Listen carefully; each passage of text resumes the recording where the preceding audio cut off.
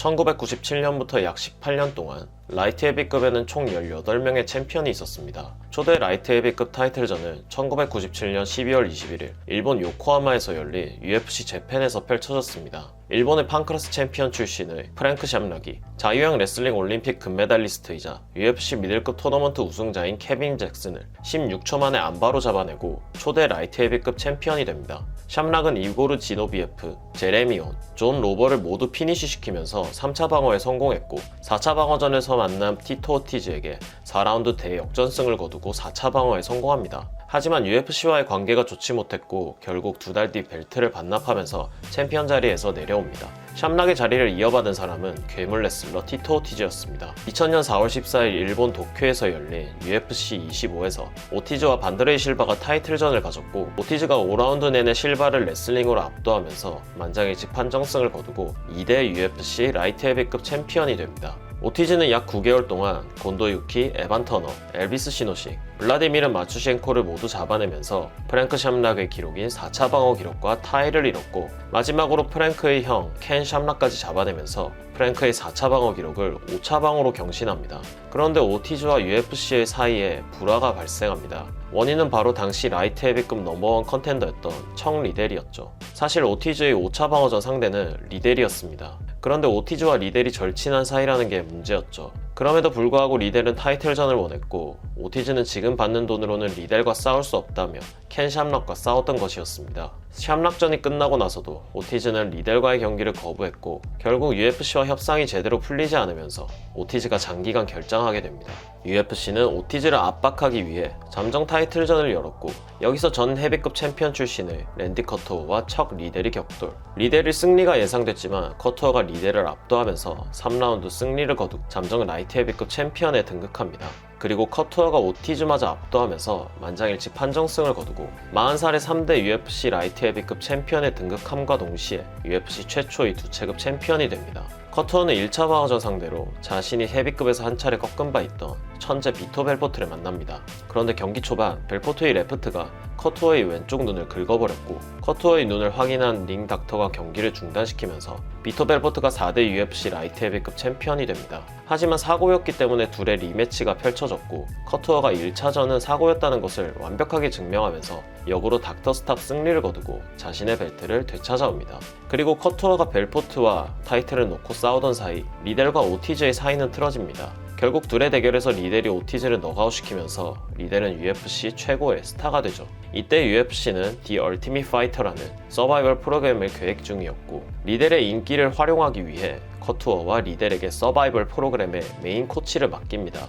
TUF는 UFC의 예상보다 훨씬 대박이 났고 최후의 코치 대결에서 리델이 1라운드 너가웃 승을 거두고 6대 라이트 헤비급 챔피언이 됩니다. 미국 국적의 백인에다가 모든 상대를 KO시키는 리델의 인기는 가히 폭발적이었습니다. 1차 방어전에서 제레미 혼을 꺾고 2차 방어전에서 커투어를 다시 한번 너가웃시킨 리델은 3차 방어전에서 헤나토 소브랄마저 TKO로 잡아내고 UFC 66 4차 방어전에서 다시 만난 오티즈를 이번에도 TKO로 잡아내면서 4차 방어에 성공합니다. 거기다 UFC 66은 당시 역대 최고 기록인 페이퍼뷰 92만 장을 판매하는 위험을 토해내면서 그가 UFC의 유례없는 슈퍼스타라는 것을 증명하죠. 하지만 이 슈퍼스타의 시대는 아쉽게도 여기까지였습니다. 리델은 5차 방어전에서 퀸튼 램페이지 잭슨을 상대합니다.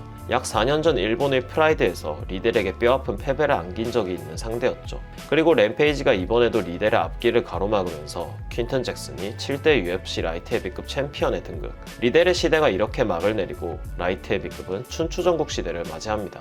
핸더슨을 상대로 1차 방어에 성공한 램페이지가 리델을 잇는 차세대 슈퍼스타 포레스트 그리핀에게 다소 논란 있는 판정패를 당하면서 그리핀이 8대 UFC 라이트 헤비급 챔피언이 되고 그리핀은 1차 방어전에서 무패의 라샤드 에반스를 상대 에반스가 그리핀을 TKO로 잡아내면서 9대 라이트 헤비급 챔피언에 등극합니다. 에반스의 앞에 나타난 건 또 한 명의 무패 파이터 료토 마치다였고 무패 대결에서 마치다가 무결점의 경기력으로 에반스를 TKO로 잡아내고 10대 UFC 라이트 헤비급 챔피언에 등극합니다. 마치다의 경기력이 워낙 완벽해 보였기 때문에 마치다의 시대는 꽤 오래 갈 것처럼 보였지만 1차 방어전에서 만난 쇼군을 상대로 경기 내내 고전합니다. 판정단은 마치다의 손을 들어줬지만 엄청난 판정 논란이 일어났고 결국 둘의 리매치에서 쇼군이 마치다를 1라운드에 잠재우면서 쇼군이 11대 UFC 라이트 헤비급 챔피언에 등극합니다. 여기까지가 라이트 헤비급의 춘추전국 시대였고 라이트 헤비급은 이제 새로운 국면을 맞이합니다.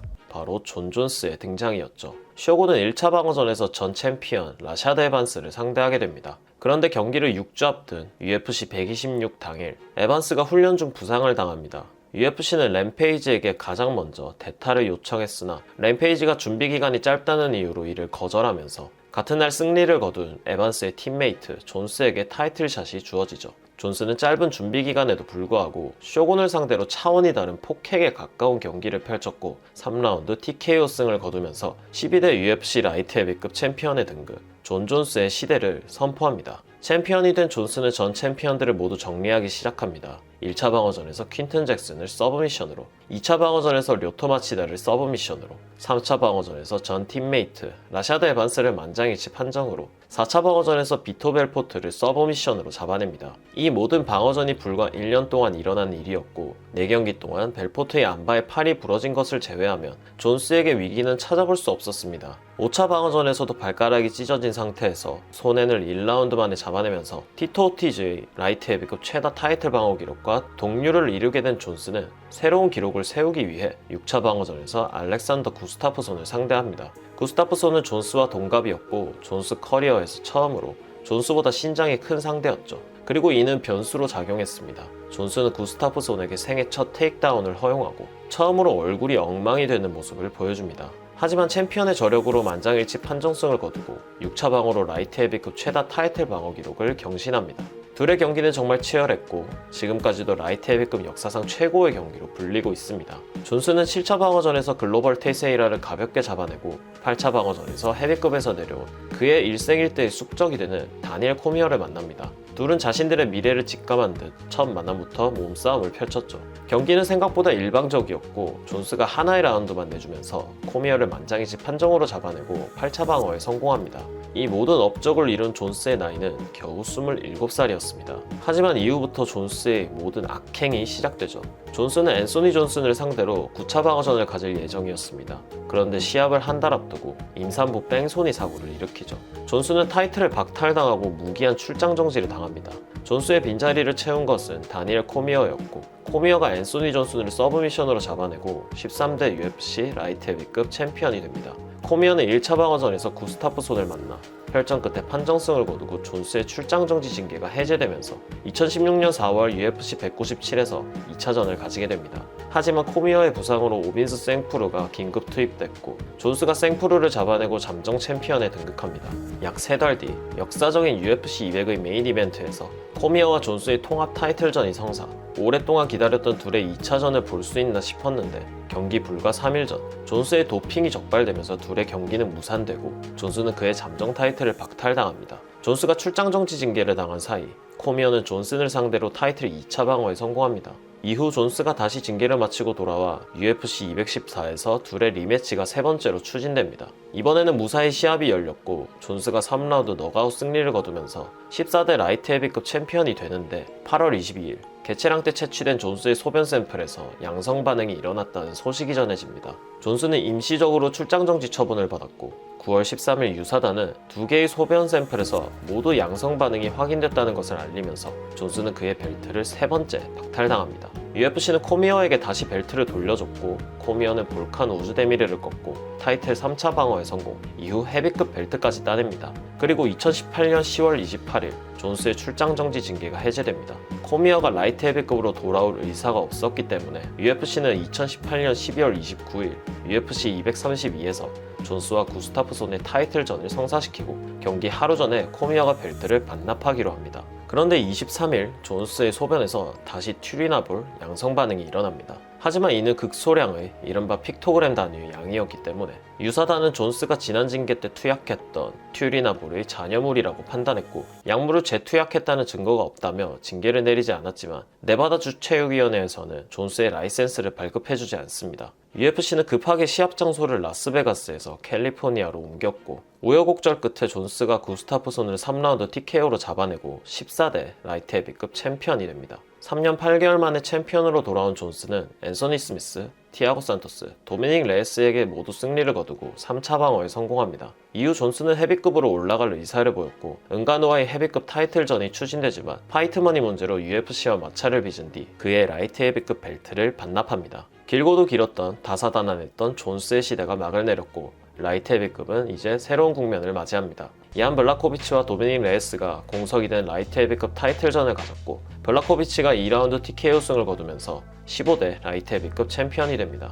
블라코비치는 1차 방어전에서 미드급 챔피언 이스라엘 아데산야를 만나 만장일치 판정승을 거두고 벨트 방어에 성공합니다. 하지만 2차 방어전에서 글로벌 테세이라가 블라코비치를 서브미션으로 잡아내고 42살의 나이에 16대 UFC 라이트 헤비급 챔피언에 등극합니다. 테세이라는 1차 방어전에서 1위 프로아츠카를 상대 5라운드 동안 엄청난 혈전을 펼쳐 프로아츠카가 종료 28초를 남기고 테세이라에게 탭을 받아내면서 17대 라이트 헤비급 챔피언이 됩니다. 프로아츠카는 1차 방어전에서 테세이라와 리매치를 가지게 되는데 심각한 어깨 부상을 당하면서 그의 벨트를 내려놓습니다. 공석이 된 챔피언 자리를 두고 블라코비치와 마고메드 안칼라에프가 맞붙지만 무승부로 승부를 가리지 못하면서 라이트 헤비급 챔피언 자리는 공석으로 남습니다. 타이틀전의 기회는 테세이라와 자마알 힐에게 넘어갔고 힐이 테세이라를 만장일치 판정으로 잡아내고 18대 라이트 헤비급 챔피언이 됩니다. 그런데 힐이 일상생활 중 아킬레스건 부상을 당하면서 프로아츠카에 이어 힐마저 그의 벨트를 반납하고 또다시 공석이 된 라이트 헤비급 챔피언 자리를 두고 미들급 챔피언 출신의 알렉스 페레이라와 돌아온 전 챔피언 프로아츠카가 맞붙습니다.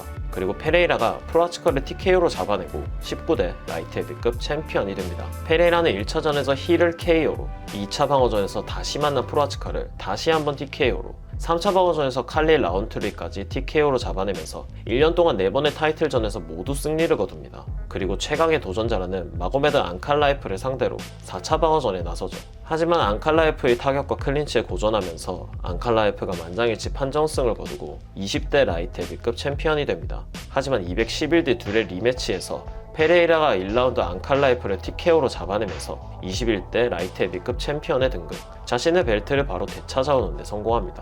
지금까지 약 18년 동안의 UFC 라이트 헤비급 역사였습니다. 향후 계획된 라이트 헤비급 타이틀전은 아직 없습니다. 챔피언인 페레이라가 현재 헤비급 월장을 원하고 있어 그가 벨트를 내려놓을지도 모르는 상황입니다. 차기 도전자로는 카를로스 울버그가 유력하지만 만약 페레이라가 벨트를 내려놓는다면 프로아츠카나 안칼라에프에게도 새로운 챔피언이 될 기회가 주어질 것으로 보입니다.